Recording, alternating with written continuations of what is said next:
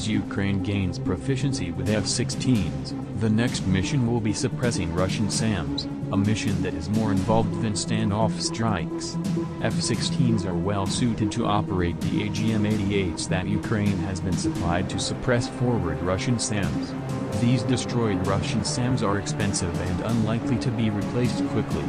Attriting these systems is critical for Ukraine to gain local air superiority, improving the survivability of its drones and ground forces in the process.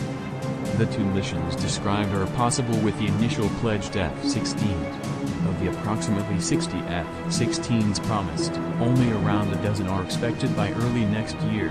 As more higher impact missions become possible, Russia's limited capacity of standoff munitions has not hindered its ground attack aircraft and helicopters from striking Ukraine. Initially, Russia resorted to flying below line of sight of Ukrainian SAMs while employing dumb bombs. Russia has since adapted to use precision, standoff glide bombs. Russia has also employed its multi-role aircraft in air-to-ground roles as it faces little resistance in the air. F-16s can target the latter and force the former to air-to-air roles. Whether Russia diverts aircraft to air defense, takes higher risks, or performs fewer strikes, the result is fewer effective Russian air-to-ground strikes. There will also be downstream effects on Russian operations. Russia has, for example, expended large quantities of its long-range SAMs for ground attacks. Given the high overlap of SAM, ballistic missile, and air-launched missile components, increasing production of SAMs for replenishment will likely come at the expense of other missile production, which means even fewer Russian ground strikes against Ukraine. F-16s alone are not enough. They require training, support crews, communications, early warning, upgraded avionics, and munitions. This infrastructure takes years to develop and is not likely to be fully fielded in the conflict time frame. To date, little public discourse exists on exactly what the pledged F-16s will have in terms of capabilities and supporting infrastructure. Beyond a high probability that Ukraine will receive more AGM-88s and Joint Direct Attack Munition, JDAM, no other public disclosures of F-16 munitions have been announced. NATO's most capable long-range, air-to-air missiles, AIMs, are the USAIM-120D and the UK Meteor. These are necessary to overcome Russia's long-range odds, yet neither has been pledged. Even if Russia has been inefficiently using its R-37s by firing from long range and leaving the fight, Russia likely retains large quantities of R-77 missiles. It remains uncertain how many of the AIM-120 variants previously provided for air defense are still available.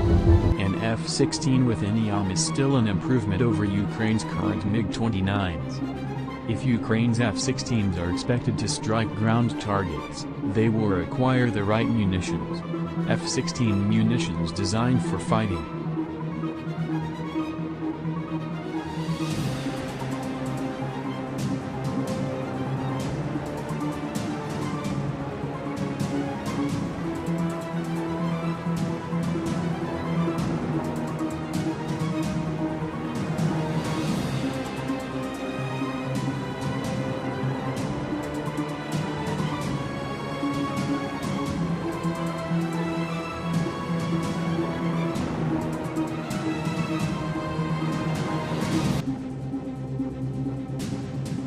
Evolved to keep its edge in a world where stealth fighters, long-range missiles, and newer 4.5 generation fighters with more powerful sensors are proliferating.